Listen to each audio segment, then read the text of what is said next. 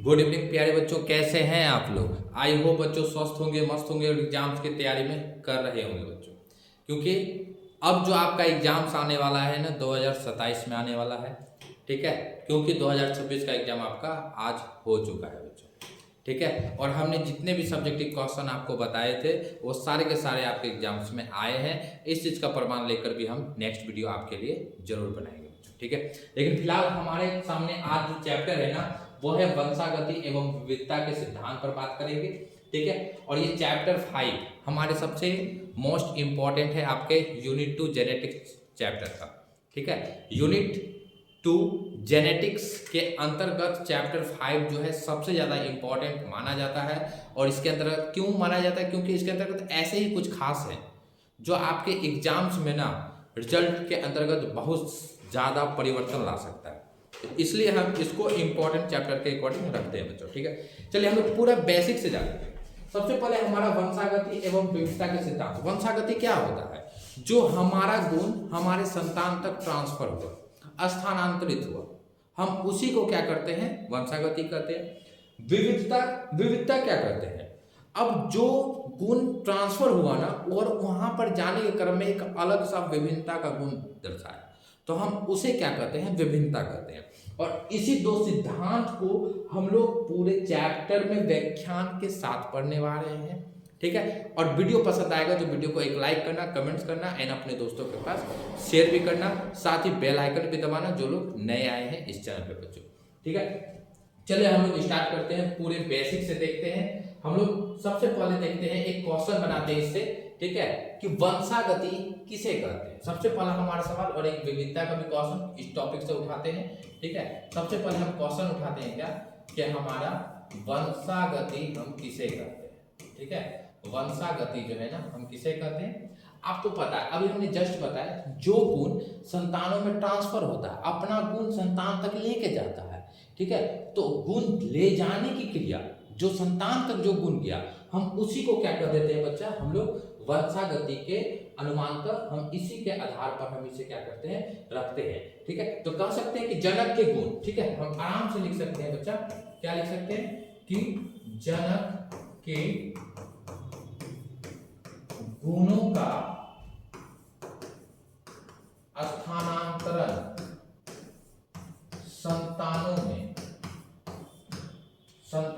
ठीक है। जनक के गुणों का स्थानांतरण संतानों में होने की क्रिया क्या कहलाता है? हमारा होने की क्रिया वंशागति कहलाती है। होने की क्रिया क्या कहलाती है? वंशागति कहलाती है। याद रखना, यहाँ पे जो जनक है उसका गुण संतान तक गया, तो जाने के क्रम में हमारा यहाँ पे गुण क्या होता है? वही हमारा वंशागत कहलाता है, ठीक है। अब दूसरा सवाल हमारे सामने आते हैं, आपका बच्चा क्या आपके सामने आते हैं, ठीक है। विविधता, विविधता क्या होता है? थोड़ा सा इसको समझते हैं, वेरिएशन के बारे में, ठीक है। विविधता क्या होता है, ठीक है।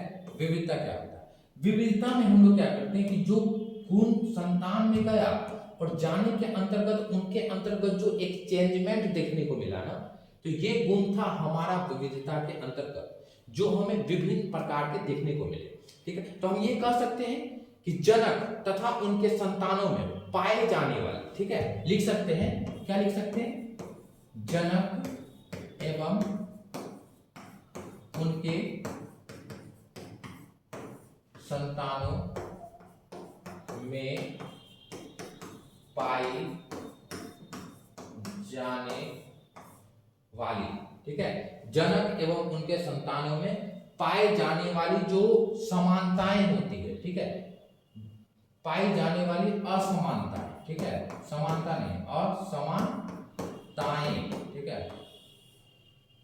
असमानताएं होती है उसे ही विविधता कहते हैं। क्या कहते हैं? उसे ही विविधता कहते हैं, जो आपको अच्छे से समझने हैं, ठीक है, हमारा गुण है ना, अब हमारा गुण हमारे संतान में ट्रांसफर हो रहा है। अब दोनों को हम लोग थोड़ा सा समझते हैं। क्या समझते हैं बच्चा? क्या हम लोग जानते हैं? हम लोग क्या जानते हैं उसको देखते हैं थोड़ा सा। हम ये जानते हैं कि हमारे पास दो गैमेट्स होते हैं, ठीक है। एक जो जनक होता है ना, एक मेल होता है, और दूसरा हमारे सामने क्या होता है, फीमेल होता है, ठीक है। क्या होता है? फीमेल होता है। और हम इसका जब संतान की उत्पत्ति करते हैं तो हम इसके अंतर्गत पाए जाने वाले गुणसूत्रों से करते हैं, ठीक है।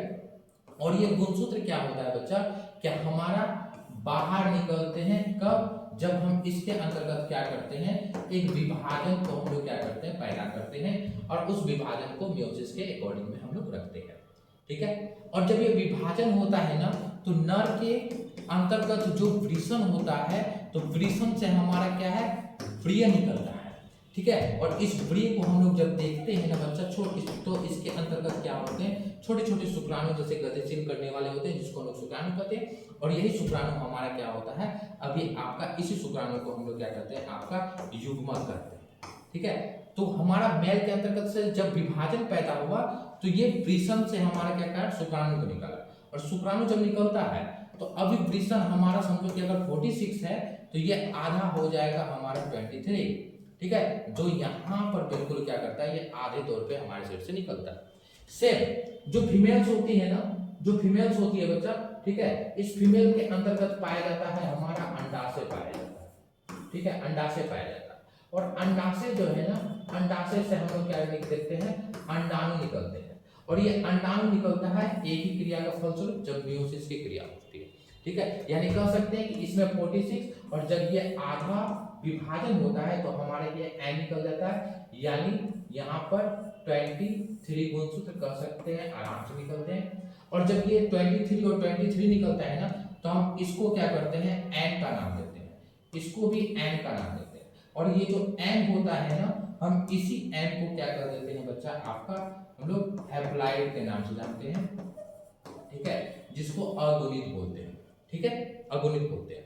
और फिर हमारा ये एन और ये एन आपस में मिलते हैं, और जहां पर मिलता है ना, वहां पर हमारा क्या होता है, निषेचन की क्रिया होती है, ठीक है, निषेचन की क्रिया होती है। और निषेचन के बाद हम एक कोशिका बनाते हैं, जहां एन और एन मिलकर 2 है, और इस कोशिका को बच्चा हम लोग क्या बोल देते हैं, आपका जायगोट बोल देते हैं, ठीक है। और यहाँ से हमारा फिर क्या बनता है, आपका भ्रूण बनना प्रारंभ हो जाता है, और फिर हमारा उस भ्रूण से बच्चा क्या होता है, हमारे शिशु का बनना प्रारंभ हो जाता है। तो ये प्रोसेस होता है। अब देखो यहाँ पे वंशागति वाला क्या, कहाँ पे नियम आया, वंशागति वाला नियम कहाँ पे आया, वंशागति ये आया कि ये जनक है, ये जनक है, ठीक है, समझना बात को, ये जनक है। अब इस दोनों का गुण जो है, यहाँ एन बनकर बाहर निकला, अभी अलग अलग है, और दोनों का गुण आकर हमारा यहाँ मिल गया आपका, जहां पे हम लोग क्या किए, आपका युग्मनज नामक कोशिका बनाया, ठीक है। तो अब यहाँ पे जो है ना, अब ये जो हमारा यानी आमतौर पे कहा कि यहाँ पे जो संतान बन रहा है, तो अब इसके अंतर्गत कौन सा गुण आएगा, जनक का गुण आएगा। तो जो गुण आया बच्चा, हम इसी को बोल देंगे आपका, क्या कर देंगे, हम इसका वंशागति कर देंगे, ठीक है। और गुण लाने के बाद इसके अंतर्गत जो चेंजमेंट देखने को मिला, इसके अंतर्गत जो हमें विविधता वाला गुण देखने को मिला, ठीक है, विविधता वाला गुण देखने को मिला, हम इसी गुण को विविधता का गुण कह देते हैं बच्चा, ठीक है। सपोज दे, जैसे हम अपने माता पिता का संतान है, तो हमारे माता पिता का शक्ल जो है ना बिल्कुल हमसे अलग है, और हम उसके संतान है तो बिल्कुल हम उससे देखने में अलग है। तो हमारा ये चेंजमेंट आया विविधता के कारण, लेकिन हमारे माता पिता का गुण हमारे अंदर उपस्थित है, और ये गुण जो है आया वंशागति के कारण, ठीक है। अब इसी दोनों गुण को मिला देंगे ना परिभाषा को, तो हमारा एक डिफिनेशन बनेगा आपका अनुवांशिकता का, ठीक है। किसका मिलेगा, अनुवांशिकता का परिभाषा बनेगा। तो हम यहाँ पे ये चीज लिख सकते हैं कि अगर पूछा जाए कि हमारा कि अनुवांशिकता आप किसे करते हैं, या अनुवांशिकी किसे करते हैं, ठीक है। तो याद रखना, तो हम लोग एक क्वेश्चन फिर से बना सकते हैं बच्चा, कि हमारा अनुवांशिकी किसे कहते हैं, किसे कहते हैं, ठीक है, अनुवांशिकी किसे कहते हैं। क्या आप जानते हैं अनुवांशिकी किसे कहते हैं? अभी हमने बच्चा जस्ट बताया कि हम दोनों के गुणों को अगर एक साथ मिला के अगर परिभाषा लिखे ना, तो तो हमारा वो गुण आ जाएगा आनुवांशिकता के अंतर्गत आ जाएगा। ठीक है, किसके अंतर्गत आ जाएगा? आनुवांशिकता के अंतर्गत आ जाएगा। क्लियर है ये पॉइंट? अगर आप इसके आंसर जानते हैं तो कमेंट्स करना।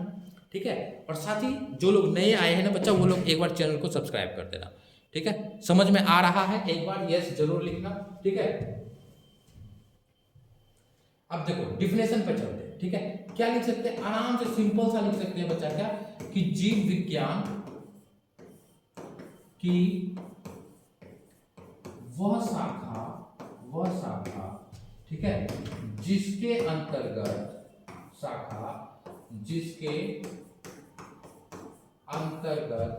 ठीक है, जिसके अंतर्गत वंशागति, ठीक है, जिसके अंतर्गत वंशागति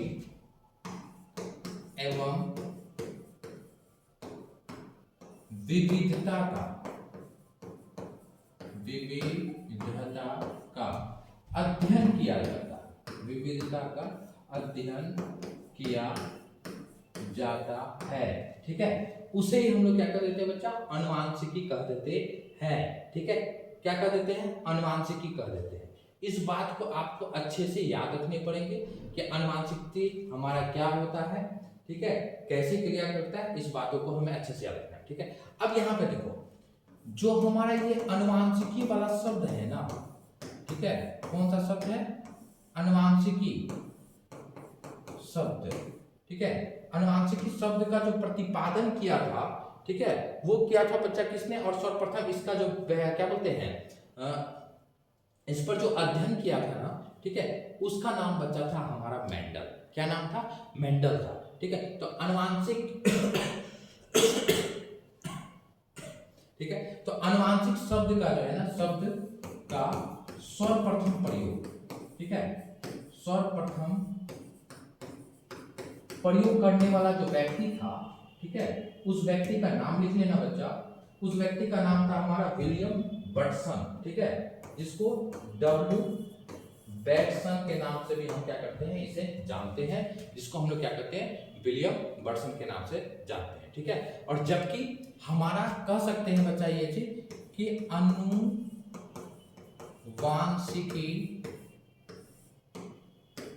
के जनक, ठीक है, अनुवांशिकी के जनक, तो हम जानते हैं कि अनुवांशिकी का जो जनक है ना, वो है हमारा कौन? ग्रेगर जॉन मेंडल है। ठीक है, क्या नाम है बच्चा हमारा? ग्रेगर। ठीक है, क्या नाम है? ग्रेगर। ठीक है, जॉन, ठीक है, मेंडल। ठीक है, क्या नाम है? ग्रेगर जॉन मेंडल था, जो हमारा अनुवांशिकता के जनक कहते हैं। और हम इस शब्द को जो पहली बार प्रयोग किया था, हम उसे कहते हैं डब्ल्यू बैटसन के नाम से कहते हैं, और इसे हम लोग ग्रेगर जॉन मेंडल के नाम से क्या करते हैं बच्चा? हम लोग अच्छे से हम लोग इसे जानते हैं। ठीक है, चलिए नेक्स्ट सवाल पे बात करते हैं हम लोग। ठीक है, नेक्स्ट सवाल क्या कहता है? अब देखिए, जो हमारा ग्रेगर जॉन मेंडल था ना, ये करीबन हमारा क्या किया था बच्चा कि 1856 से लेकर, ठीक है, 1856 से लेकर 1863 तक, ठीक है, इसने क्या किया था? हमारा अध्ययन किया था। ठीक है, आनुवांशिकता पर अध्ययन किया था। करीबन कह सकते हैं हमारा 7 वर्ष तक। ठीक है, कितने वर्ष तक? 7 वर्ष तक इसने क्या किया था? अध्ययन किया था। तो मेंडल ने कितने वर्षों तक अध्ययन किया था?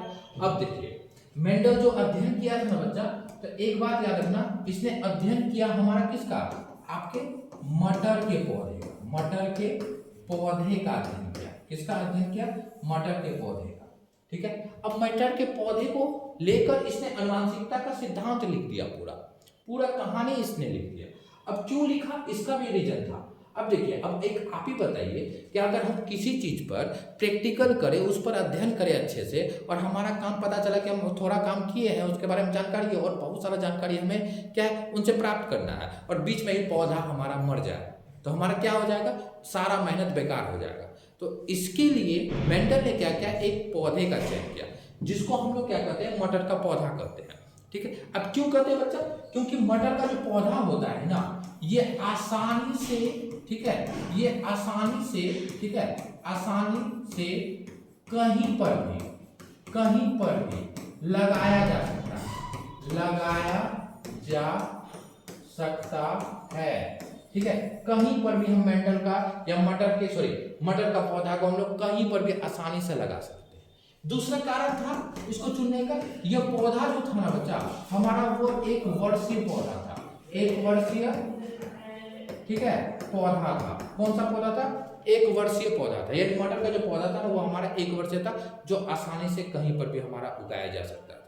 ठीक है, अब दूसरा घटना हमारा क्या था, इसके अंतर्गत क्या थे, ठीक है, स्वपरागन की क्रिया होती थी, स्वपरागन की क्रिया कराई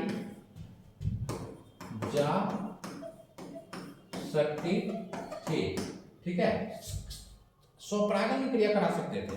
चौथा पॉइंट हम लिख सकते हैं, ठीक है, कि यह पौधा जो था ना हमारा, यह पौधा जो था बचा हुआ हमारा क्या था, आपका द्विलिंगी पौधा था, द्विलिंगी पौधा था। ठीक है, तो ये बहुत से ऐसे कारण हैं जो भी हम लोग को पढ़ने हैं, और इसी कारणों की वजह से ना बच्चा, इसी कारण की वजह से हम लोग क्या कहते हैं कि आपका करीबन हमने क्या किया, 7 वर्षों तक मटर के पौधे पर चयन किया। ठीक है, और इसके चयन करने के बाद, अध्ययन करने के बाद जब सारी जानकारी हमें पता चल गई, तो हमने इसी को हम लोग क्या कर दिए, यहाँ पर आनुवंशिकता का जनक है। अब करने का भी बहुत सा कारण था। जब इसने अध्ययन किया ना, तो हमारे ग्रेगर जॉन मेंडल क्या हो गया था, उनका निधन हो गया था। लेकिन जब तक जीवित थे तो उनको हम आनुवंशिकता का पिता का दर्जा उनको नहीं मिला था, लेकिन मरने के बाद उनको मिला। ठीक है, क्योंकि 3 देश के अलग अलग देश से आए हुए वैज्ञानिक ने जब इनके मरने के कई वर्षों के बाद अध्ययन किया, तो ये पता लगाया कि, ठीक है, यह पता लगाया कि हमारा जो मेंडल था ना, वो सच में हमारा क्या क्या था, इन चीज़ों का अध्ययन वो पहले ही कर चुके थे। ठीक है, और उनको करने के बाद तब कहीं जाकर इसको हमारा मान्यता मिला। ठीक है, जिसके अनुसार हम इसे कह देते हैं आपका कि मेंडल को हम क्या कहते हैं बच्चा, आनुवंशिकता का पिता कहते हैं। इस पर बहुत सारे डिटेल्स है।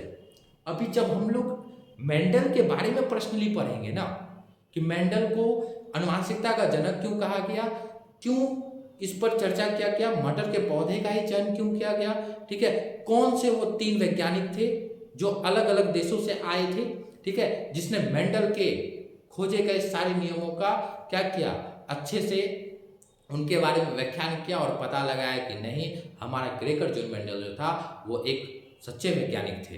ठीक है, जिन्होंने सच में हमारा क्या किया था, आपके मटर के पौधे पर चयन करके आनुवंशिकता के सिद्धांत को प्रतिपादित किया। ठीक है, तो ये सारी क्रियाएं हमें देखने को मिलते हैं। ठीक है, सारी क्रियाएं हम लोग देखने को मिलते हैं। अब यहाँ पर जो है ना, इस अध्याय में अगर पढ़े हैं ना, तो कम से कम कुछ पॉइंट्स को हमें याद रखना है। क्या क्या पॉइंट्स को हमें याद रखने हैं, वो आपको कंठस्थ याद रखने बच्चा। जैसे कुछ शब्दावली है, ठीक है, जैसे शब्दावली में क्या है, आनुवंशिकता से रिलेटेड, ठीक है, याद कर लेना। ठीक है, तो आनुवंशिकी, ठीक है, शब्दावली, ठीक है। अब यहाँ पर जो है ना बच्चा, यहाँ पे बहुत से ऐसे चीज दिए गए हैं जो आनुवंशिकता से रिलेटेड है। ठीक है, अब यहाँ पर पहला शब्दावली के अंतर्गत हम लोग को पहला पॉइंट हमें जानने हैं, क्या हमें जीन जानने हैं कि हमारा जीन क्या होता है। ठीक है, सबसे अहम मुद्दा जो होता है ना बच्चा, जीन होते हैं, एलील होता है। ठीक है, तुम लोग सब, किसी को कोई दिक्कत होगा ना तो कमेंट्स मारते रहना। ठीक है, बाकी हम क्या करेंगे, तुम्हारा एकदम पूरा हम बता रहे हैं ना, तुम लोगों का जो है ना एकदम अच्छे से रिवीजन करवा देंगे हम एक बार। ठीक है, और मन में कोई सवाल होगा ना तो एकदम कंठस्थ हमारे सामने क्या करना, उस चीज को पूछना। ठीक है, जैसे हमारा क्या है था, जीन था, एलील है। ठीक है, दूसरा पॉइंट में हमें क्या करना है, एलील के बारे में जानना है। ठीक है, किसके बारे में जानना है, एलील के बारे में जानना है। ठीक है, बहुत से है, हमें क्या करना है, आपका फिनोटाइप के बारे में जानना है। ठीक है, हमें क्या करना है, आपके जीनोटाइप के बारे में जानने हैं। ठीक है, फिनोटाइप क्या होता है हमारा, जीनोटाइप क्या होता है, इन सारी चीजों का अध्ययन हमें अच्छे से करने हैं। ठीक है, अब फिनोटाइप जीनोटाइप के बाद हम लोग क्या कर सकते हैं बच्चा, जीन बिंदु पर देख सकते हैं। ठीक है, किस पर देख सकते हैं हम लोग, जिन बिंदु पर देख सकते हैं, ठीक है। छठा पॉइंट में हम लोग लिख सकते हैं आपके समयुग्मकी में, ठीक है। क्या लिख सकते हैं हम लोग? समयुग्मकी लिख सकते हैं, ठीक है। सातवां पॉइंट में हम लोग लिख सकते हैं आपका विषम युग्मकी लिख सकते हैं। क्या लिख सकते हैं?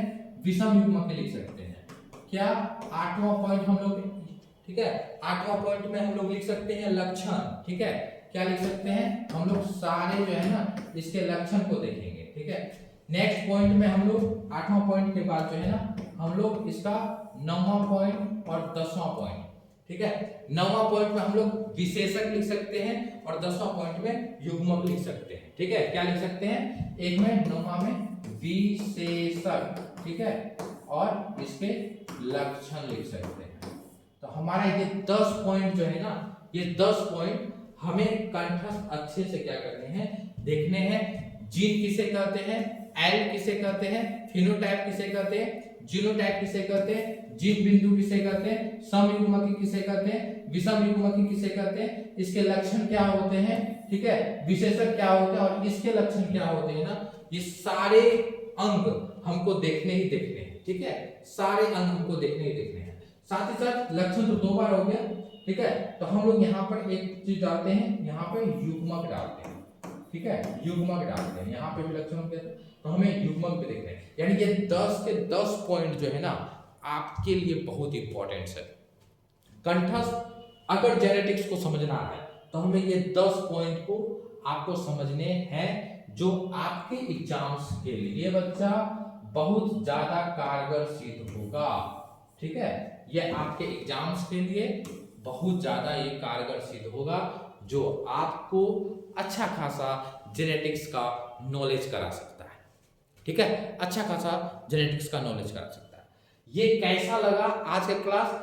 अभी सपोज दैट मान लो बच्चा कि अभी हम लोग जो पढ़े ना चैप्टर 5 में, हम इसको पार्ट 1 के अंतर्गत क्या करते हैं? रख देते हैं, ठीक है।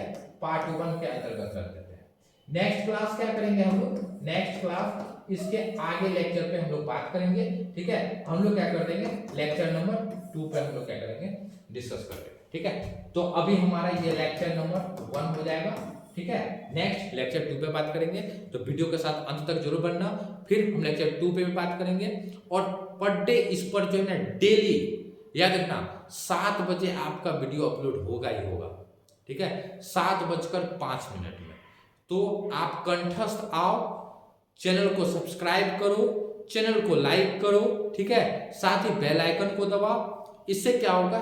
न्यू वीडियो का नोटिफिकेशन आपको मिलता रहेगा, ठीक है। और क्लास कैसा लगा जरूर बताना। हम आपसे उम्मीद करेंगे कि आपको ये क्लास पसंद आया होगा बच्चा।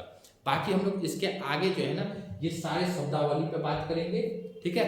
कैसा लगेगा जरूर बताना। तब तक के लिए आज यहीं पे क्लास को अंत करते हैं, विश्राम देते हैं बच्चों, ठीक है।